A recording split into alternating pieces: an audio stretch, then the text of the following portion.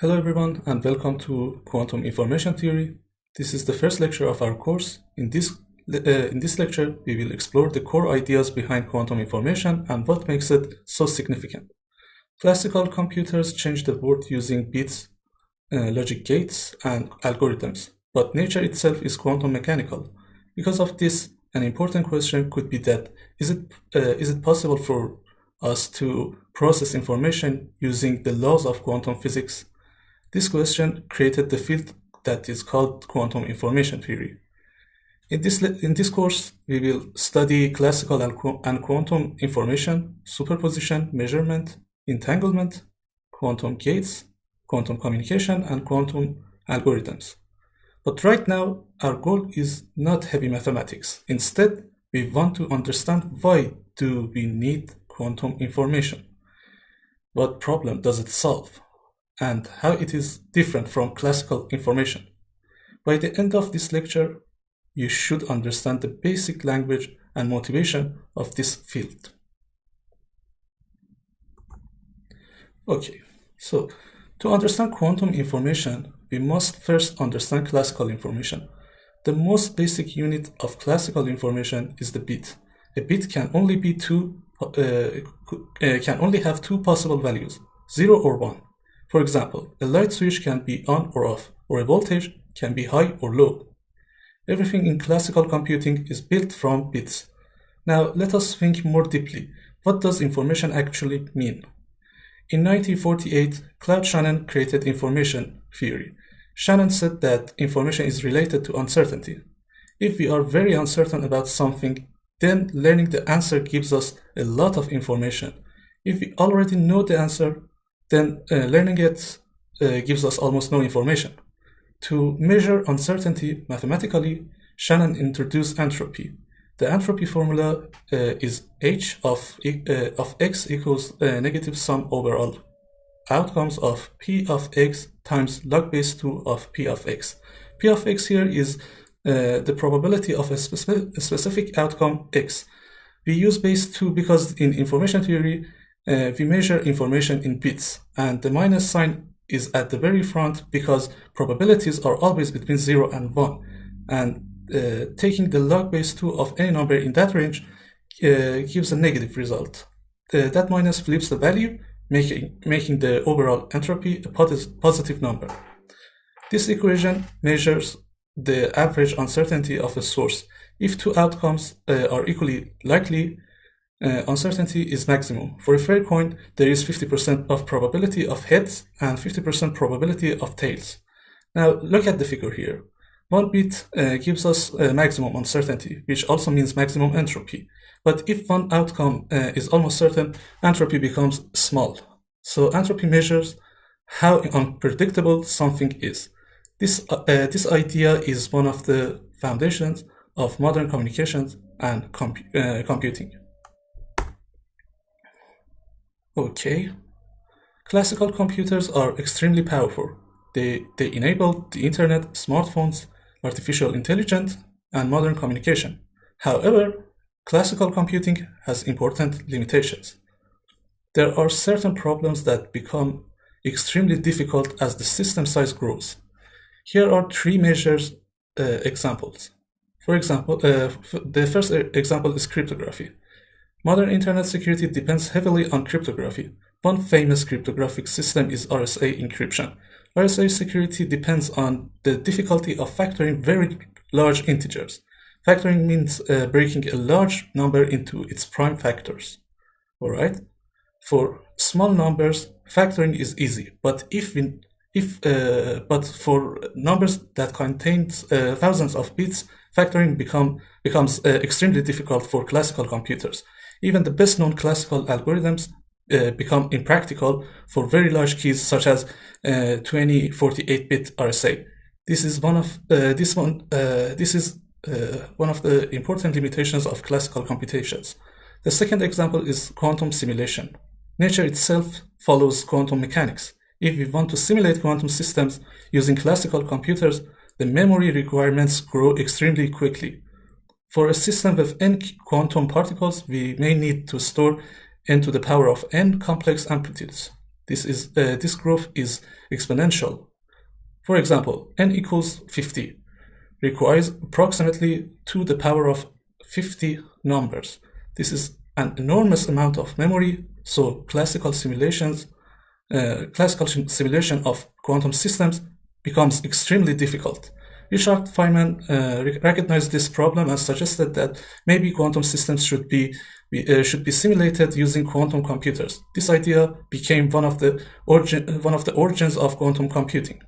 The third example is searching. Suppose we have an unsorted database containing n entries. Classically, in the worst case, we must check entries one by one. This requires O of n steps. Remember that the O here is the big O notation. This describes how computational cost grows with problem size. Quantum algorithms can improve some searching tasks. Groups algorithm, for example, reduces the complexity to the approximately O of root n. This is significantly faster for large databases. All these examples lead to one fundamental question. Can we exploit the laws of quantum mechanics to process information in fundamentally new ways? The answer is yes. So, the quantum version of a bit is called qubit. A classical bit can be only 1 or 0, but a qubit can exist in a combination of both states. Mathematically, we write psi equals alpha ket 0 plus beta ket 1. This is called a quantum superposition. The qubit is partly in state 0 and partly in state 1. However, when we measure the qubit, we only observe 1 or 0. The probabilities depends on alpha and beta. This is one of the most important ideas in quantum information. Quantum computers use many qubits together. Because of superposition, they can represent information in ways that is impossible for classical systems. Psi represents the quantum state. Alpha and beta are complex numbers called amplitudes. They determine the probabilities of measurement outcomes. Ket 0 and ket 1 are two basis states of a qubit. They are similar to classical 0 and 1. The amplitudes must satisfy the modulus squared of alpha plus the modulus squared of beta equals 1. This ensures total probability equals 1. Now look at this figure here. This is a Bloch sphere, a way to visualize any pure state of a single qubit. The north pole is the state ket 0 and the south pole is the state ket 1.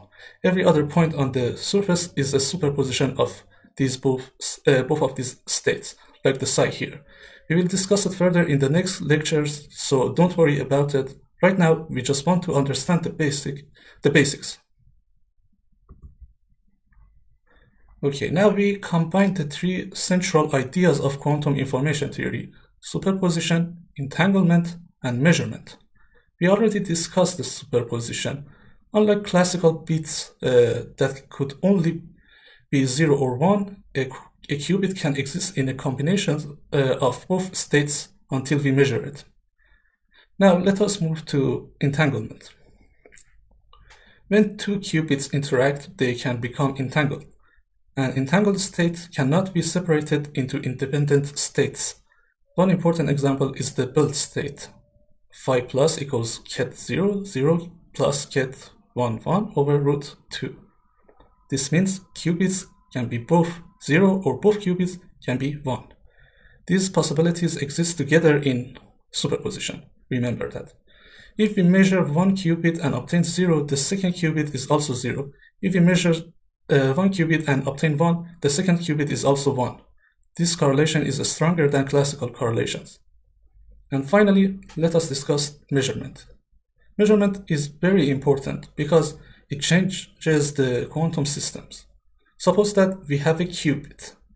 When we measure it, we obtain 0 with the probability of modulus square of alpha, or we obtain 1 with the probability of modulus squared of beta. After measurement, the superposition disappears. The quantum state collapses into one definite result. So in another word, measurement converts the quantum uncertainty into a classical outcome. This means that before measurement, the qubit generally exists in both possibilities, not just unknown to us, but fundamentally undetermined. The act of measurement forces nature to choose, and once collapsed, there is no way to reverse the process or recover the original alpha and beta from a single measurement outcome. Okay, let's move to the next slide. Now, let us discuss why quantum information theory matters in the real world. Why should we care about quantum information? Well, because quantum mechanics may enable technologies that are impossible or extremely difficult with classical systems. Here we learn about three major real-world applications. The first application is quantum cryptography. Quantum cryptography uses the laws of physics to secure communications. One famous protocol is BB84. The protocol allows two users to distribute a secret key secretly. Security is guaranteed by physics itself, not by computational difficulty. In classical cryptography, security usually depends on mathematical problems being hard to solve. But in quantum cryptography, an eavesdropper cannot observe quantum states without distributing them. If someone tries to spy on the communication, the quantum state changes. Because of this, the users can detect the eavesdropper, and this is one of the most beautiful applications of quantum mechanics. The second application is quantum computing. One famous quantum algorithm is Shor's algorithm. Shor's algorithm can factor integers exponentially faster than known classical algorithms. For an n-bit integer, the runtime scales approximately as O of n cubed. This is dramatically faster than the best-known classical factoring methods. Why is it important? Well, because modern RSA encryption depends on factoring being difficult. A large-scale quantum computer could break RSA encryption. Because of this, researchers are now developing post-quantum cryptography. These are cryptographic systems designed to remain secure even against a quantum computer. And the third application is quantum sensing. Quantum systems can make measurements more accurate. Entangled states help us measure things better than classical methods. This means quantum systems can sometimes measure physical things more accurately than normal systems. Applications are included GPS systems, gravitational wave detection, medical imaging, and atomic clocks. Now, let us look at the structure of this course. The course contains 8 lectures, and each one builds on the previous one. Right now, we are at the lecture 1. This lecture introduced the motivation and the big ideas behind the quantum information theory. The rest of the course is structured to build your understanding step by step. Lecture 2 introduces the qubit, the fundamental unit of quantum information, and then lecture 3 covers quantum gates, the operations that we use to manipulate qubits. From there, lecture 4 dives into entanglement, which is one of the most fascinating and powerful resources in quantum mechanics. Lecture 5 moves into protocols, showing how these ideas come together in real-world applications like teleportation and superdense coding. Then lecture 6 explores entropy and capacity, gives us the tool to quantify what quantum systems can actually achieve. Lecture 7 tackles error correction, a critical challenge for building reliable computers. And finally, lecture 8 wraps everything up with algorithms and frontiers, where we look at how these concepts are pushing the boundaries of what's computationally possible. The course is divided into 2 main tracks. The lecture 1 through the lecture 4 form the foundational track. In the first part, we will build the mathematical and conceptual foundations, moving from bits to qubits, then the linear algebra, and finally to entanglement. We will learn how qubits are represented, how quantum states evolves, and how entanglement works. The foundation is essential for everything that follows. Lectures 5 through 8 form the application. applications track. In this second part, we study applications and more advanced ideas, including quantum protocols, quantum information theory in more depth, quantum error correction, and quantum algorithms. By the end of the course, you will understand both the mathematical foundations and the technological applications of quantum information theory. Let me also introduce a few important terms that you will encounter throughout the course. A quantum protocol is a communication or computational process that uses quantum systems. Entropy, as we discussed, is a mathematical measure of uncertainty or information. Error correction refers to the methods used to protect quantum information from noise and decoherence. Okay, before continuing further, let us discuss the background knowledge that will help you in this course. Do not worry if everything is not familiar yet. We will carefully introduce each concept when needed. However, some mathematical topics are especially useful to have in mind. Linear algebra is one of the main mathematical languages of quantum mechanics. Important concepts include vectors, matrices, eigenvalues, inner products, and tensor products. The reason this matters is that quantum states are represented using vectors and quantum operations are represented using matrices. Quantum mechanics also uses complex numbers extensively. One famous and very useful equation is Euler's formula. You should also be comfortable with the modulus, complex conjugates, and the imaginary unit I, where I squared equals -1. Basic probability is essential because quantum measurement outcomes are fundamentally probabilistic.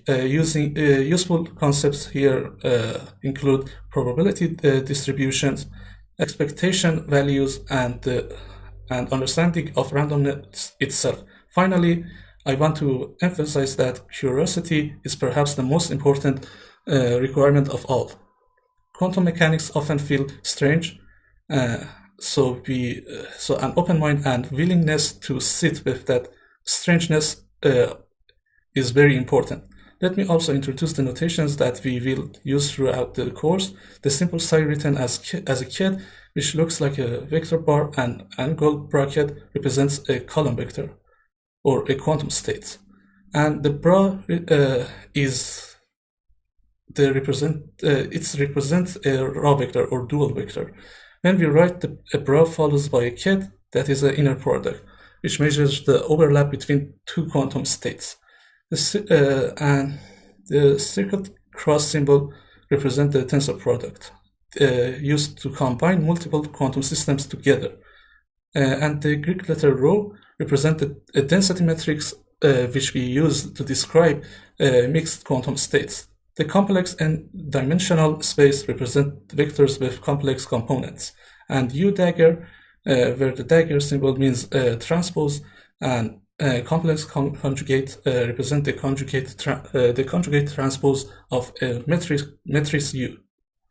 Think of the table as a quick reference guide that you can revisit whenever you need it later. Now, we now reach the end of our first lecture. Today, we introduce the central ideas and motivations of quantum information theory. In the next lecture, we will begin studying the mathematical and foundations of the qubit in much greater details. Quantum theory is famous for challenging human institutions. As Niels Bohr once said, anyone who is not shocked by quantum theory has not understood it. This quote reminds us that quantum mechanics behaves very differently from everyday experience. At first, some concepts may feel strange, and that is completely normal. Over time, the mathematical structure helps these ideas become clearer, and so trust the process and stay with it. You are encouraged to ask questions throughout the course. In the coming lectures, we will move step by step from the strange behavior of a single qubit all the way to powerful applications like quantum cryptography and quantum computing. I look forward to exploring these ideas together with you. Thank you for your attention, and I will see you in lecture 2. Thank you very much.